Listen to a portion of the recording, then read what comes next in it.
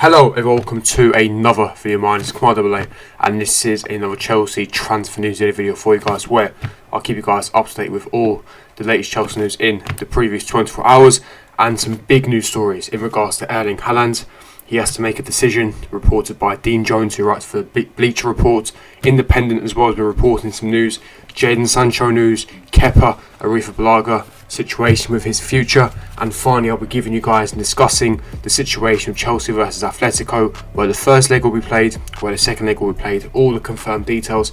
But before I do get into it, make sure you smash like, subscribe, like, comment and hit the bell notification, and comment down below your thoughts and opinions in the comment section below. But without further ado, let's get straight into today's Chelsea news video for you guys. Now, starting off with the biggest news story of this video, and that is in the context and in regards to Erling Haaland. Again, a player that I've spoken about a lot on this channel in the past few weeks on my Chelsea news video. But this is new news. We've got some new information on the situation broken by Dean Jones. Dean Jones, take it away. Chelsea and Manchester City are set to battle for Erling Haaland's signature this summer after Pep Guardiola's side lost hope of signing Lautaro Martinez from Inter Milan. Erling Haaland is looked as a medium-term departure, but could also be sold by Borussia Dortmund this summer if they miss out on Champions League qualification. Now, new news. As I've said to you guys many times before, Chelsea are not the only club that are going to be in for a signature. We're not the only club, and it's not even just Manchester City. You know, Bayern Munich are going to be in for him, Paris Saint-Germain. Think about it this way, yeah. Erling Haaland is a 20-year-old superstar. You know, he's a world-class striker, lethal clinical striker with generational talent, and he's got an insanely high ceiling. You know, he's one of the best strikers in Europe. You know, his physique, his prowess, his ability on the ball, his clinical finishing, his link-up play. He's simply a world-class player that racks up so many goals that essentially is going to be one of the best clubs in Europe in the very near future. And of course, Chelsea not going to be the only club in for him. Think of it this way. Let me propose this perspective for you. Chelsea, of course, are in need of a clinical lethal striker, so of course we're going to be in the market for Haaland. Manchester City, Sergio Aguero, 32 years of age, he's going into his final year of his contract. His contract is expiring in the summer. Man City are in need of a world-class striker to compete. Paris Saint-Germain, if Mbappe leaves to Real Madrid, then they're also going to need another superstar player to replace the goals. Haaland will be on the list. Bayern Munich, Lewandowski is 33 years old, heading into 34. He's not going to be around forever. Again, they're going to be in need of a world-class superstar striker. Again, Erling Haaland. So all the top elite clubs are going to be in for Erling Haaland. So of course, there's going to be massive competition. As I said, his release clause can't be activated this summer because, you know, the part of the clause in his contract is that even though it is £65 million, it's only able to be activated in the summer of 2022. So it can't be activated this summer, so meaning therefore you have to negotiate directly with the Borussia Dortmund hierarchy, which is going to be difficult because Dortmund's hierarchy, Michael Zorc, the CEO, is notoriously difficult to negotiate with. So it's going to be difficult, but it's something that Erling Haaland will have to make the choice. You know, when it comes to the summer of 2022 and all the clubs are able to afford it, because listen, £65 million for the calibre and level that Haaland is at is a bargain. It's very cheap. So all the top clubs, you're talking your Man Cities, your Chelseas, your Munichs, your PSGs, will all be able to afford that release clause. So the decision comes down to Erling Haaland. Which club would he want to move to? Which club has the best project? Who pays the most? Especially his client and his agent, Mino Raiola. The aspirations in regards to winning the Champions League, the players around, who has the better squad. So all these are massive factors. These are going to be massive factors for Erling Haaland. So it has to pick between Chelsea and Man City. Now again, as the report stated, Champions League qualification is crucial. Now I'll be delving into the Sancho rumours in a second. But for Erling Haaland, if Dortmund do not secure Champions League qualification, which is definitely a possibility because of Dortmund's form right now is really poor, then he could be forced to leave this summer, because if his level and calibre, would he really be playing in Europa League next season? I don't think so. I think that, you know, if Chelsea have a really good chance, it would be this summer. It would be, if we try to sign this summer, it would be upwards of £100 million. That is without a shadow of a doubt.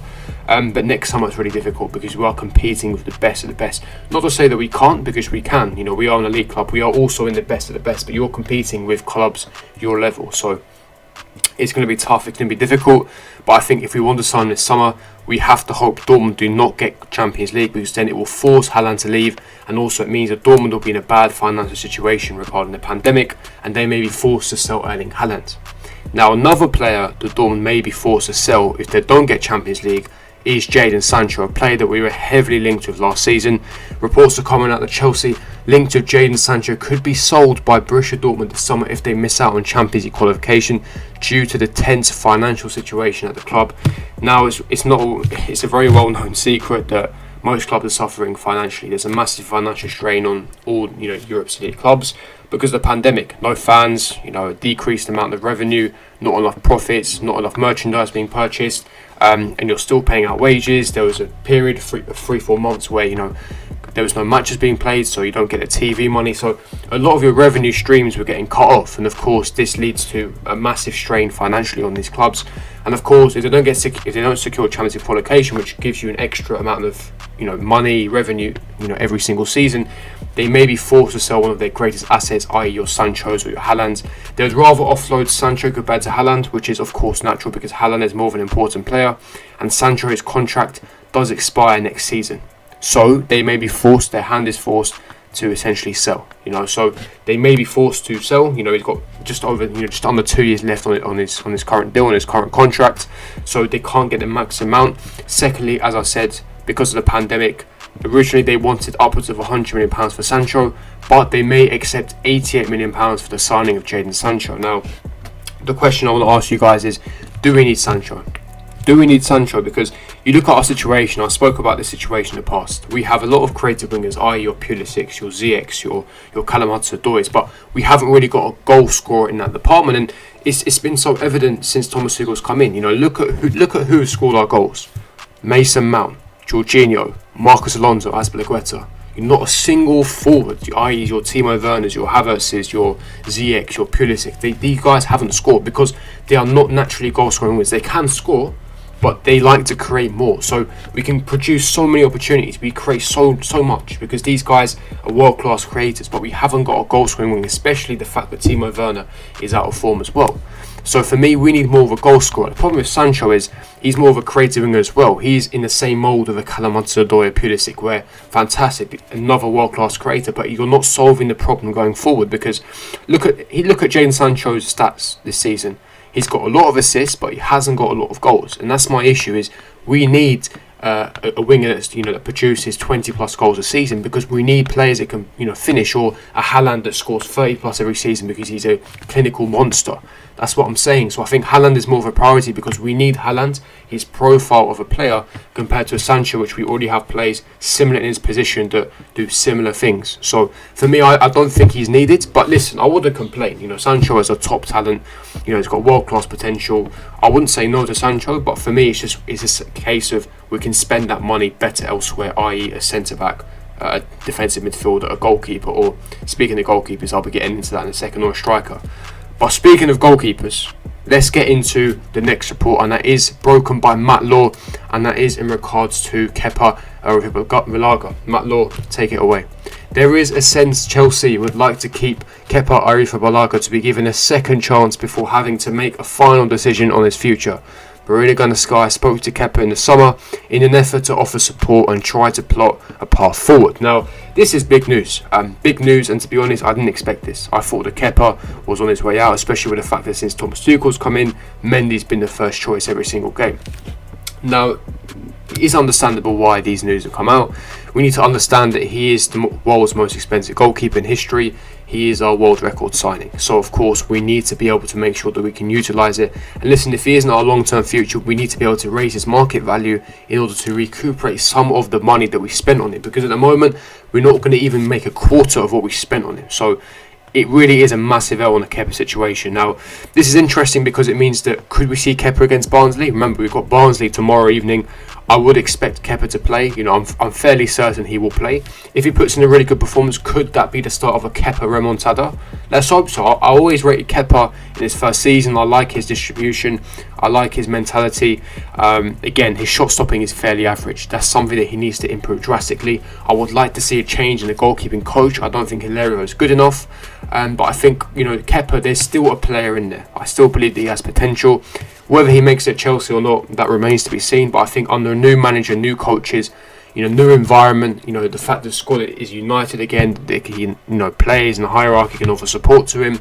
I really want to see Kepa in this new era. So hopefully, he plays against Barnsley, he keeps a clean sheet and plays well, and then hopefully he can build on that, build on those performances, and slowly build up his confidence. Because if we're being honest, his confidence is clearly shot. So it's something that hopefully he can slowly build back up. Now, getting into final news, and that is in regards to our Champions League round of 16 game against Atletico Madrid. Now, initially we were going to play 2 legs. We still are playing 2 legs. The first leg was going to be in, of course, Madrid in the Wanda Metropolitano. However, that is not the case no more because of the pandemic. According to the Spanish governing regulations, they are not allowing the game to be played in Madrid. So therefore, they have arranged the first leg, which will be away from home in Romania in the Bucharest National Stadium. So it's Romania's national football stadium. That's going to be the first leg. The dates haven't been changed, so it's going to be Tuesday, the 23rd of February. That's going to be the first leg away from home in Romania. But the second leg is going to play the Stamford Bridge on the 17th of March in England. So it is beneficial to us, it is advantage to Chelsea because we don't go away to Madrid.